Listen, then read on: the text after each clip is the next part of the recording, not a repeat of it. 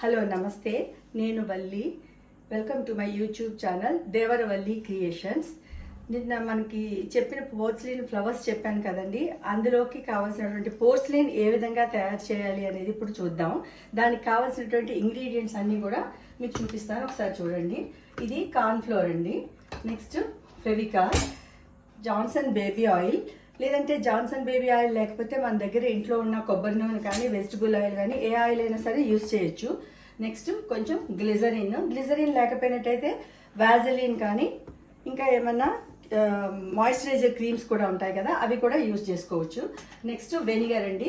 Vinegar లేకపోయినట్టయితే మన దగ్గర lime juice ఉంటే ఒక నిమ్మకాయ రసం తీసుకుని ఒక స్పూన్, ఈ వెనిగర్ ఎన్ని స్పూన్స్ వేస్తున్నాం అలాగే లైమ్ జ్యూస్ కూడా వేసుకోవచ్చు. ఒకవేళ లేకపోతే చేసుకోవచ్చు, కానీ నేనైతే మాత్రం ఇవన్నీ వేస్తున్నాను. నెక్స్ట్ వైట్ అక్రిలిక్ కలర్ అండి, ఇది కూడా ఒక స్పూన్ వేయాలి. నేను చెప్తాను ఎంతంత వేయాలి అనేది, మీకు ఇప్పుడు చూపిస్తాను. చూడండి, రండి చూడండి ఇక్కడికి.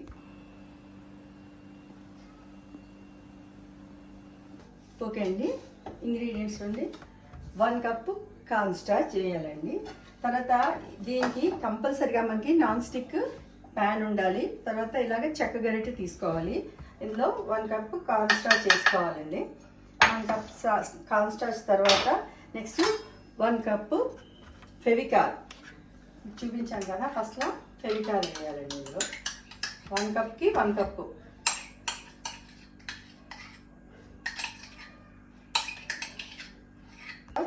వన్ కప్పు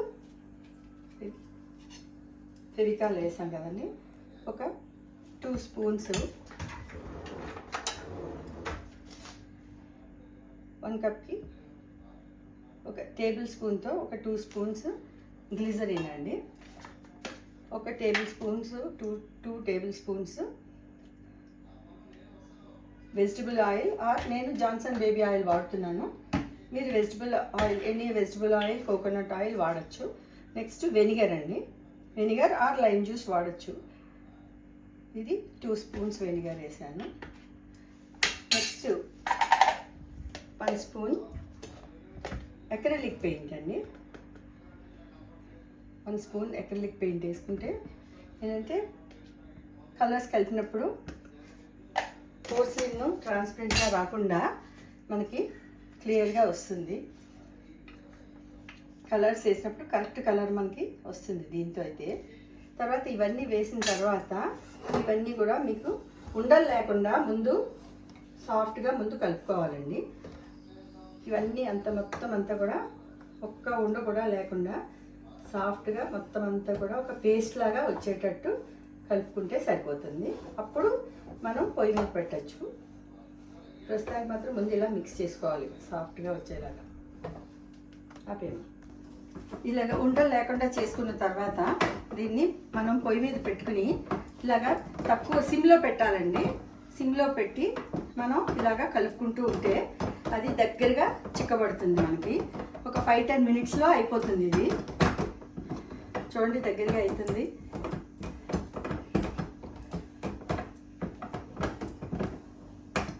ఇట్లాగా అసలు కలుపుతూ ఉండాలండి, పెట్టిగానే వదిలేయద్దు. కంపల్సరీగా కంటిన్యూస్గా మనం దగ్గర నుండి ఒక 10 మినిట్స్, మ్యాక్సిమం 5-10 మినిట్స్లో మనకి రెడీ అయిపోతుంది. ఇది చూడండి దగ్గర పడుతుంది. మీరు కంపల్సరీగా మాత్రం నాన్ స్టిక్ అందుకే యూజ్ చేయమన్నాను. చూడండి ఎట్లా వచ్చేస్తుందో. నాన్ స్టిక్లో అయితే మీకు కరెక్ట్గా మీకు అంటుకోకుండా వస్తుంది. ఈ చెక్కతో అయితే మనం తీయడానికి కూడా వస్తుంది.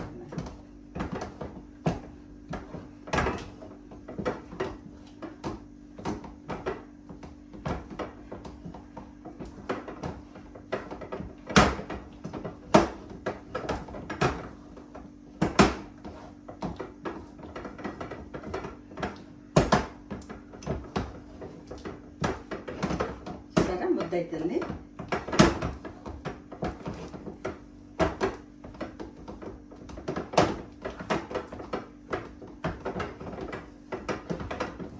కొందరు ఏంటంటే మనకి గాజు దాంట్లో వేసేసి మైక్రోవేవ్లో కూడా పెట్టుకుంటారండి. పెట్టి తీస్తూ ఉండాలి, మళ్ళీ 1 మినిట్ పెట్టి 1 మినిట్కి తీసి చేసుకోవచ్చు. కానీ దానికంటే మనకి మైక్రోవేవ్ కంటే కూడా ఇది ఇట్లా చేయడం చాలా ఈజీగా ఉంటుంది. మనకి ఫాస్ట్గా అవుతుంది.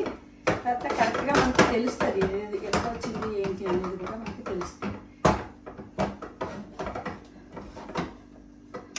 చూడండి దగ్గర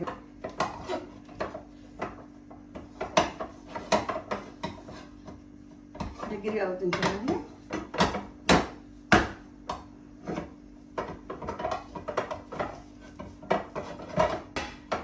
ఇట్లా గట్టిగా ముద్దలాగా అయిపోయిందంటే ఇంకా అయిపోయినట్టండి. స్టవ్ ఆపేస్తున్నాను నేను.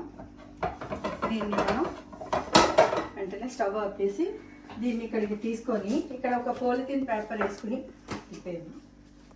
పాలిథిన్ పేపర్ వేసి దీనికి వ్యాజిలిన్ రాయాలండి. వ్యాజిలిన్ రాసి ఈ ముద్ద అంతా కూడా తీసి మనం ఇట్లా వేసుకోవాలి. కొంచెం వేడిగా ఉంటుంది, కొంచెం ఓడ్చుకునే వేడి ఉంటుందండి, అంత మరీ వేడి ఉండదు. ఓకే, ఇది మాత్రం ఇలాగ మొత్తం కూడా మనం మెత్తగా మెదాయించుకోవాలి. ఇలాగ మనం వేస్తే కరెక్ట్గా వస్తుందండి. ఇది ఈ విధంగా కొంచెం కాలుతుంది.